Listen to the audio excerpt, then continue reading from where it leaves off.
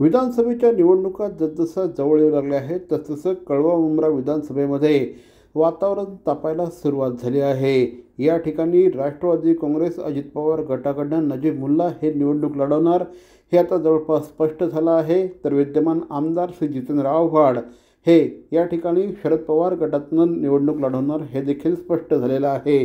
त्यामुळे आव्हाड विरुद्ध नजीब मुल्ला असा सामना या ठिकाणी बघायला मिळणार आहे आणि याची सुरुवात आता आरोप प्रत्यारोपांची सुरुवात आता झाली आहे।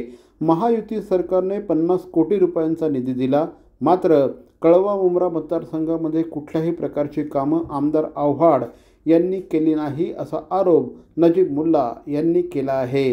काल या संदर्भात त्यांनी एक पत्रकार परिषद घेऊन आव्हाडांवर आरोपांच्या अनेक फैरी झाडल्या।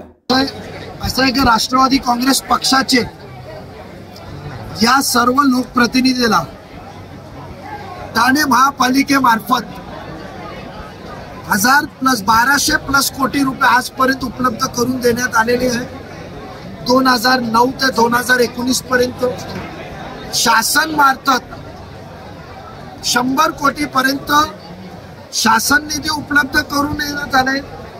नुकतंच पाणी वितरण व्यवस्थेसाठी पैसे कमी पडू नये म्हणून 240 कोटी रुपये पेमेंटसाठी उपलब्ध करून देण्यात आलेले आहे।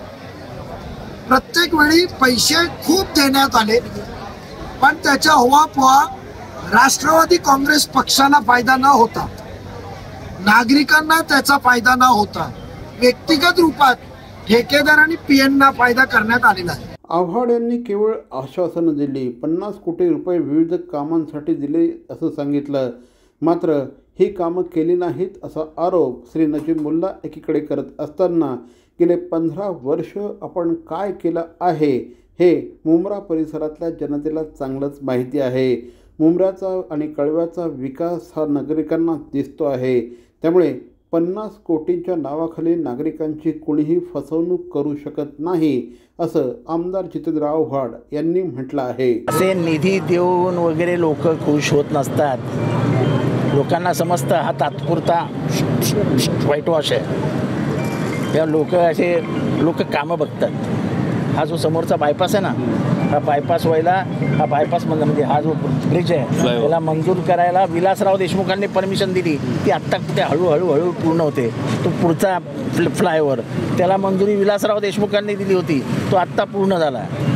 ही अशीच नाही कामं झाली। आज तुम्ही इथनं निघालात आणि तिथनं उतरलात की शिवी फाट्यापर्यंत फुल कॉन्क्रीटीकरण आहे, फुल कामं कशी करायची आम्हाला पण माहिती आहे। निधी कसा येतो तो पण आम्हाला माहिती आहे। निधी का दिला गेला आहे, स्पेशली का आमदाराला निधी नाही दिला?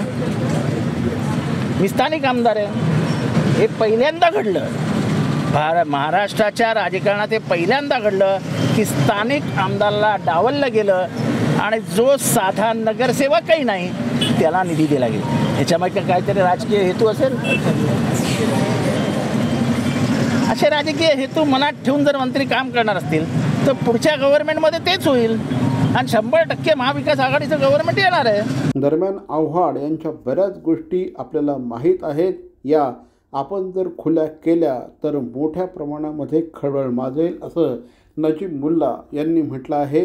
तर आव्हाड यांनी श्री नजीब मुल्ला यांना आव्हान दिलं आहे की त्यांनी जरूर पोलखोल करावी, आपण कुणालाही घाबरत नाही असं थेट आव्हानच आव्हाड यांनी दिलं आहे। प्रत्येक आठवड्यात एक पोलखोल दिलं जाईल। जसे जसे पोलखोलचे पुरावे बरोबर येतील, तयारी पूर्ण झालेली आहे। किमान कमीत कमी पुढील 4-5 आठवडे तरी विषय चालतील एवढी तयारी झालेली आहे। पोलखोल तुमच्या समोर येणार। महापालिका शासनाने केलेला निधी, दिलेला निधी, केलेली कामं आणि काढलेला बिल हे नागरिकांसमोर आम्ही आणणार। त्यांना सांगा जी पोलखोल करायची ती करा। जितेंद्र आव्हाड की खुली किताब आहे, खुली, किसी के पाप से नहीं डरता हो। कोणाचे काय फ्रॉड आहेत, कोणाचे काय आहेत ते माझ्याकडे पण भरपूर आहेत, भरपूर। मी हे सगळे धंदे करत नाही आणि मला करायचे पण नाही। त्यांना माझं आव्हान आहे, चला पोलखोल करा। यातला घाबरणारा हे नाही मी। दरम्यान महाराष्ट्र नवनिर्माण सेनेला आपला विरोधच असेल महाराष्ट्र नवनिर्माण सेना कायम अल्पसंख्याक विरोधी भूमिका घेत आली आहे असं देखील यावेळेस नजीब मुल्ला यांनी म्हटलं आहे. CP Goenka International School, nurturing talent at young age for scholastics, sports and performing arts in global perspective. Proud to have world toppers and country toppers in 10th standard Cambridge examinations. Ranked the best emerging school by the Times of India for personality over percentage, CP Goenka is the intelligent choice.